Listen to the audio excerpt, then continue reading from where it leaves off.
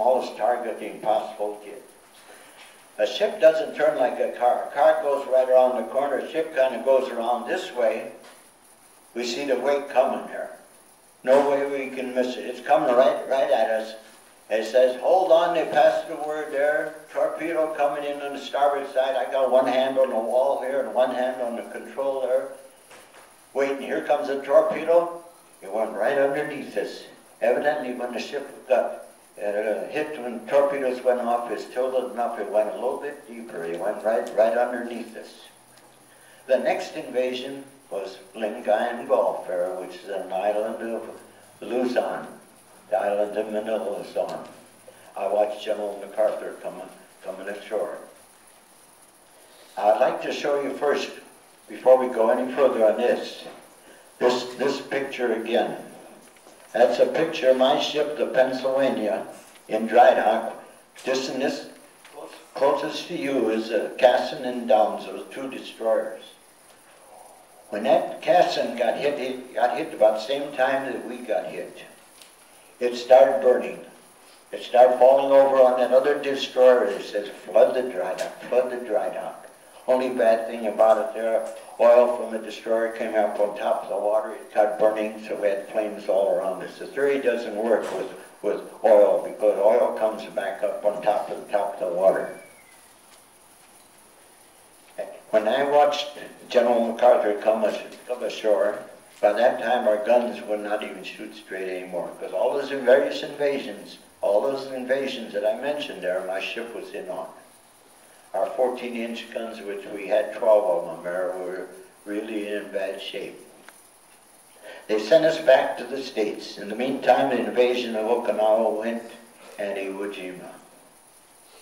By that last week in July, we're going back. We'd already got fixed up with new guns and all, ready to come back for the invasion of Japan in October, November of 1945. On our way back, something happened. On the 6th of August in 1945, they dropped an atomic bomb on Hiroshima. 3 days later, August 9th, they dropped an atomic bomb on Nagasaki. 3 days later, August 12th, we got into Okinawa. All the other ships are in there. Getting ready for the war is over as far as Okinawa is concerned.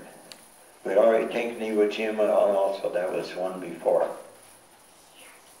Get ready for the invasion. 8:30 that night, Japanese plane came in with lights on, aimed its torpedo at the closest big ship it saw, and the last one to come in port was the battleship Pennsylvania. Nobody fired a shot at it. They thought it was a friendly plane. It aimed its torpedo at us. It hit the right propellers. The battleships have 4 propellers, 2 on the right side and 2 on the left side. Torpedo hit on the right side and the propellers. Now, I told you the living compartment of the quartermasters were backed by the rudder, backed by the propellers. Torpedo hit, everything went up. The living compartment of the quartermasters, I had 26 quartermasters. I lost 20 of them that night. The next morning, the Japanese asked for peace. They told us in the shallow water so that if we sink, we'd just sink in the mud. We wouldn't sink down too far. But we were able to stay afloat.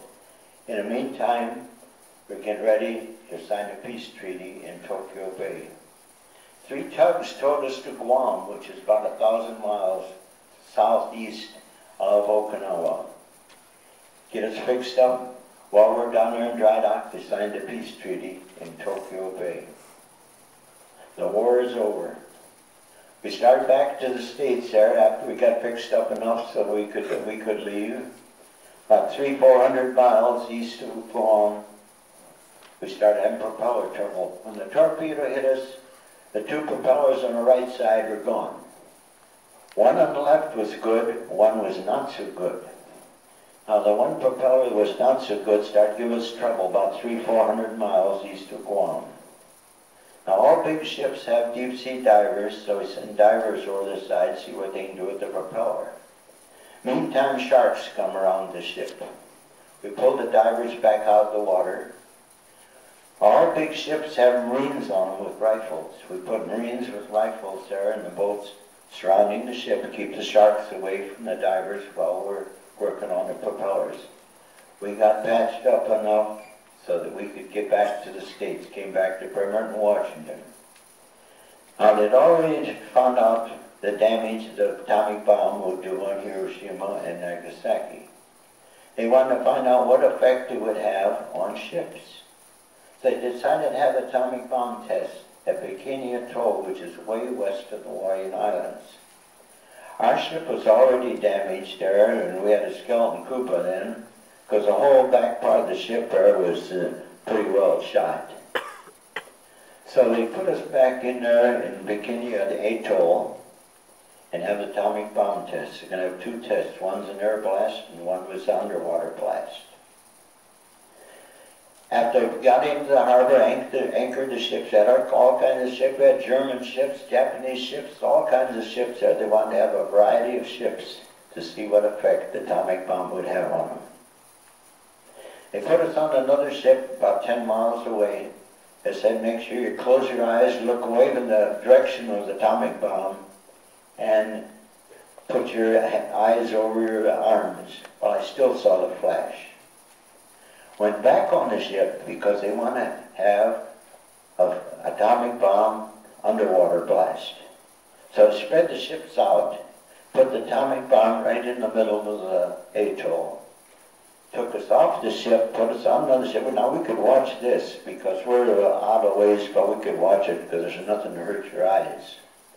So I watched the wall of water coming up there with an atomic bomb there. In fact, the USS Saratoga aircraft carrier is practically standing on its tail there. It went up in the air. Is that strong? And then it came back down.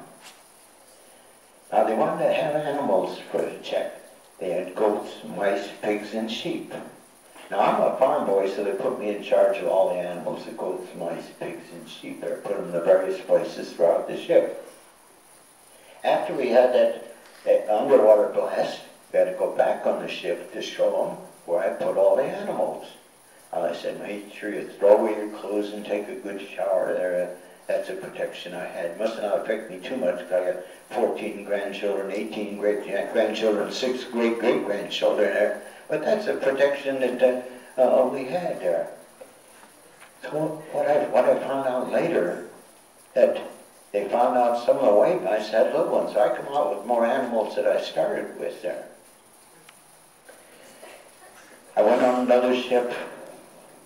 What I found out later, that they towed the ship, the Pennsylvania, to the island of Kwajalein. They tried to wash it off for 2 years. They decided it's too radioactive for it. So they pulled it outside the harbor, pulled the plugs, the one sinks, end up torpedoing it. It's found in the ocean off of Kwajalein.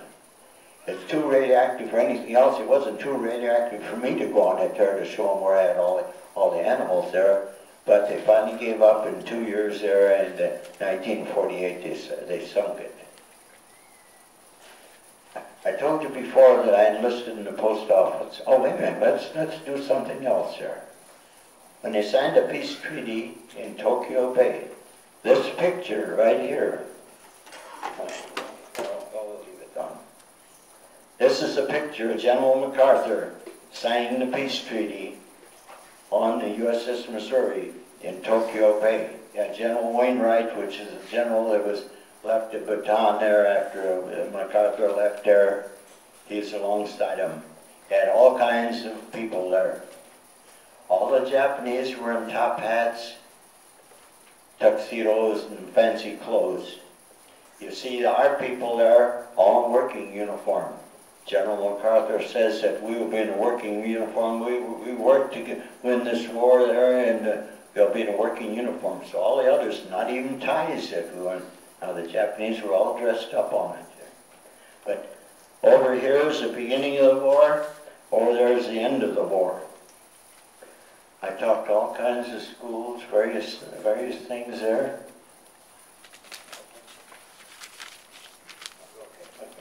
I talked to various schools there, talked to them about Pearl Harbor and talked to them about World War II and all that there. And I told you about enlisting the post office in Oakland in 1941, January. I ended up my Navy career at the recruiting office, the post office in Oakland, October 10th, 1963. Ended up in the same place I started with there. But I'm proud that I can talk to the people. I want marching parades there. Various things took place there. I've been to Japan many times since the war is over. 2 different times, I'm walking down the street there. They chased me down the street there. Got my wallet back and my money's back. In this country, maybe you'll get your wallet back, but not your money there. I found out they're honest. They're almost the friendliest people. They're allies now. They said, how can you even talk to the people? I said, well, war's over. You can't change what happened. It's like a football game there. Your enemies for a while there. Maybe you'll go out to dinner together there. My wife even has a Japanese car. They said, how can you do that? I said, the war is over. You can't change what happened there. Maybe they had atrocities here and atrocities there. I'd like to tell you one thing that was really bad. When we had Doolittle's bombing of Tokyo, Japan found out that the Chinese were on our side and building places for planes to land. We had over 100,000 Chinese were killed by the Japanese because they found out that we were going to be helped by the Chinese. Now that's gone. You can't change what happened. Like I said, they bargain with you there, but they're our friends. You can't change what happened there. I think that's enough for now. I'm open for questions. Anybody has any questions? It wasn't steady enough work, so I gave it up after about 23 years.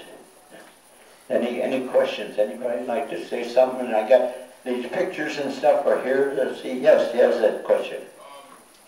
On the paper that has all the casualties on it, it says the majority of who were killed were U.S. service people. So who are the kinds of people that voted that? I'm not sure what I understand, but we had almost 3,000 people that were killed that particular day. Of that time, 1,177 were on the USS Arizona. I'm not sure what I can't hear you. People don't speak as plain as they used to. They mumble a lot.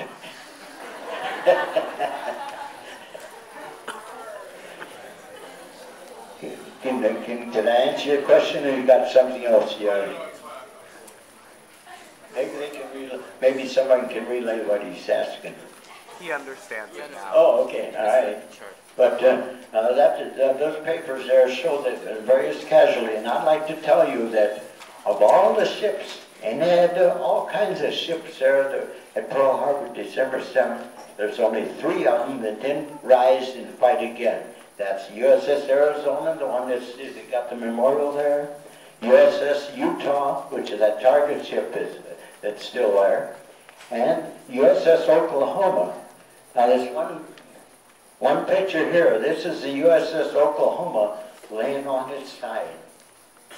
I'd like to tell you there that on Monday morning we were scheduled for inspection of all ships. So all the ships have all hatches and different things. Any of the places there were hard to get to, they opened them up. So as a result, when the ships got torpedoed, they sunk it early. The USS Oklahoma sunk in 20 minutes.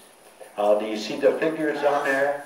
That's the people working, cutting holes in the side of the USS Oklahoma, trying to rescue the people that are in there. Finally, they had to give up. It was too dangerous there. But those 3 ships, they're the only ones that didn't survive to fight back in World War II. Because Oklahoma was sunk and it sold for scrap and is on its way back to the States when they sunk.